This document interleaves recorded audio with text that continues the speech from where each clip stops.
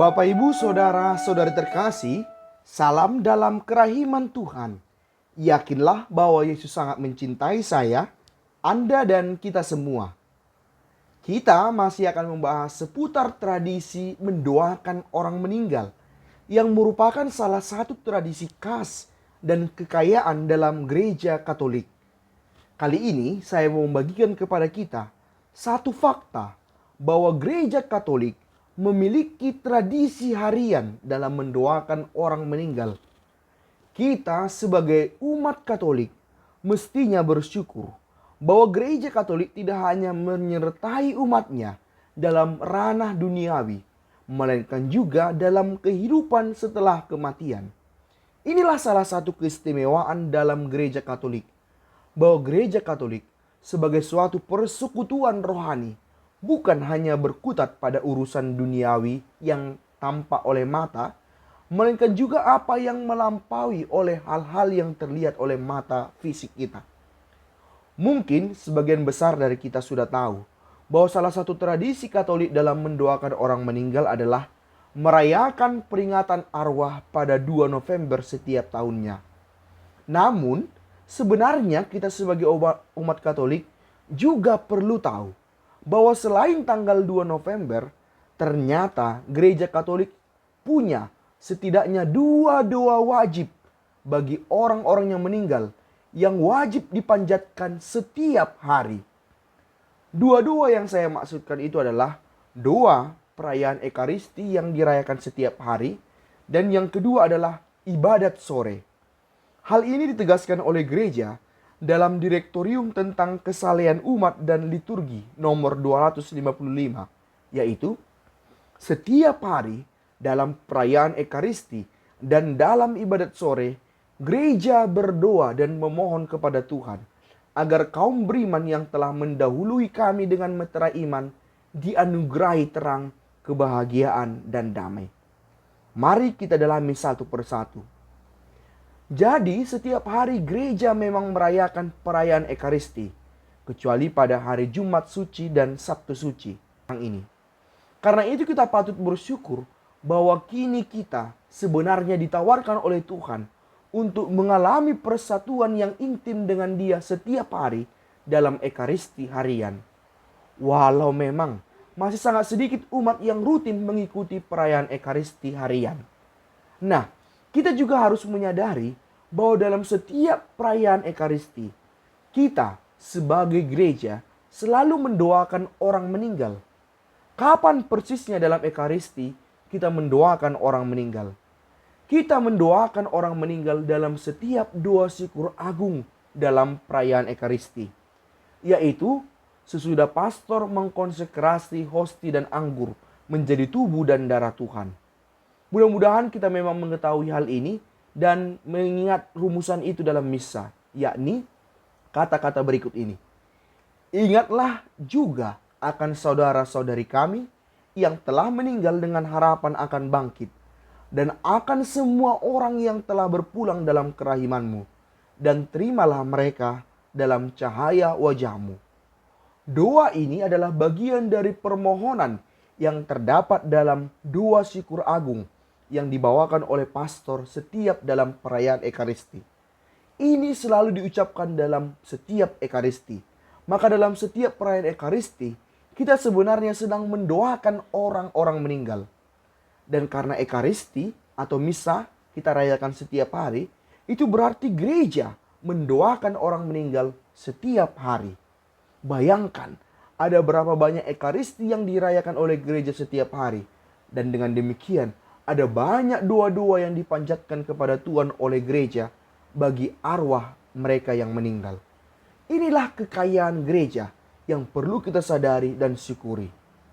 Namun kita juga harus tahu bahwa dalam doa syukur agung dalam perayaan Ekaristi, yang kita doakan adalah semua orang beriman yang sudah meninggal dimanapun dan kapanpun, agar mereka dihantar ke kemuliaan Tuhan yang sudah bangkit. Jadi ini harus kita sadari karena sebagaimana dikatakan dalam Direktorium tentang Kesalehan Umat dan Liturgi, bahwa dalam perayaan Ekaristi kita tidak bersikap posesif atau picik yang menyatakan bahwa dalam misa kita hanya mendoakan anggota keluarga kita sendiri saja. Bukan. Yang kita doakan adalah seluruh arwah umat beriman, bukan hanya anggota keluarga kita. Nah, jadi apakah dalam Jumat Suci dan Sabtu Suci tidak ada doa bagi orang meninggal karena tidak ada perayaan Ekaristi pada kedua hari itu? Dalam Jumat Suci dan Sabtu Suci memang tidak ada perayaan Ekaristi. Namun bukan berarti 2 hari itu kita tidak mendoakan orang meninggal. Malahan dalam hari itu kita semakin meningkatkan doa kita bagi orang meninggal dalam kaitannya dengan misteri Yesus yang wafat dan berada dalam makam. Jadi, dalam gereja Katolik tidak ada 1 hari pun tanpa mendoakan orang meninggal. Nah, sesudah kita melihat penjelasan tentang Ekaristi, kini kita melihat doa yang kedua yang saya sebut tadi sebagai doa wajib gereja Katolik bagi orang meninggal, yaitu dalam ibadat sore gereja. Apa itu ibadat sore? Ibadat sore adalah salah satu dari 5 ibadat harian gereja Katolik. Jadi gereja Katolik punya namanya ibadat 5 waktu, yaitu ibadat pagi, ibadat siang, ibadat sore, ibadat malam, dan ibadat bacaan. Dulunya ini adalah doa yang wajib didoakan oleh seluruh anggota gereja, termasuk umat awam. Namun, kini melihat segala keterbatasan waktu, maka yang diwajibkan terutama saat ini untuk mendoakan ibadat ini adalah para religius, para biaran-biarawati seperti kami ini. Walau tidak menutup kemungkinan awam pun ikut mendoakannya. Ini adalah doa wajib dan doa resmi gereja. Maksudnya, ketika kita mendoakan ibadat harian ini, sebenarnya kita sedang mewakili seluruh anggota gereja yang tidak sempat untuk mendoakannya.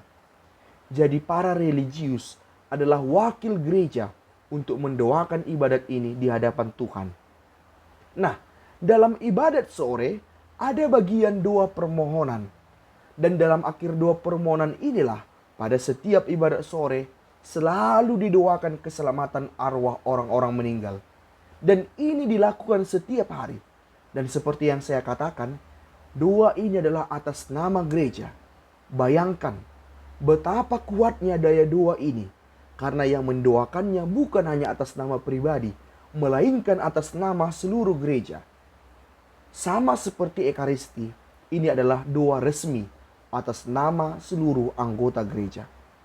Maka Bapak Ibu Saudara-saudara terkasih, kita sebagai anggota gereja punya kewajiban mendoakan orang meninggal setiap hari. Walau akhirnya karena berbagai alasan diwakili oleh beberapa anggota gereja saja, terutama para religius. Saya melihat hal ini harus sungguh kita syukuri. Karena dengan demikian kita tahu bahwa sanak saudari kita umat beriman yang meninggal tidak pernah tanpa pendampingan. Kita tahu mereka butuh doa-doa kita. Dan itu sungguh dipenuhi oleh gereja lewat setidaknya 2 doa wajib yang selalu ada untuk mendoakan arwah umat beriman setiap hari, yaitu doa Ekaristi dan doa ibadat sore. Inilah kekayaan dalam gereja kita. Setidaknya ada 2 doa wajib yang setiap hari dipanjatkan oleh gereja bagi mereka yang meninggal. Selain itu tentu masih ada doa-doa lainnya.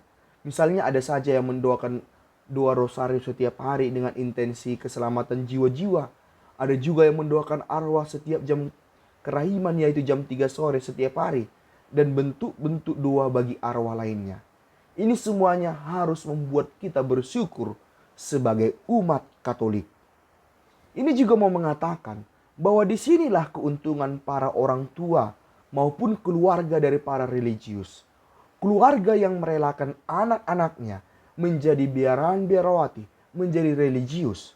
Karena anak-anak mereka itu melaksanakan 2 doa wajib ini setiap hari. Dengan demikian, walau biaran-biarawati tidak bisa memberikan harta dan kehadiran fisik yang terus-menerus bagi keluarganya, namun jangan ragukan bahwa mereka selalu hadir dan mendampingi keluarganya, termasuk ketika keluarganya sudah meninggal. Orang tua, kaum kerabat yang sudah meninggal dari mereka anggota biaran-biarawati patut berbahagia karena sadarilah bahwa ada anggota keluargamu yang selalu mendoakanmu dalam doa-doanya, minimal dalam ekaristi dan ibadat sore tiap harinya sesudah kita meninggal nantinya. Demikianlah Bapak Ibu Saudara-saudari terkasih, katekesi kita kali ini. Semoga bermanfaat bagi kita. Yesus, Engkau andalanku, Pace Ebene.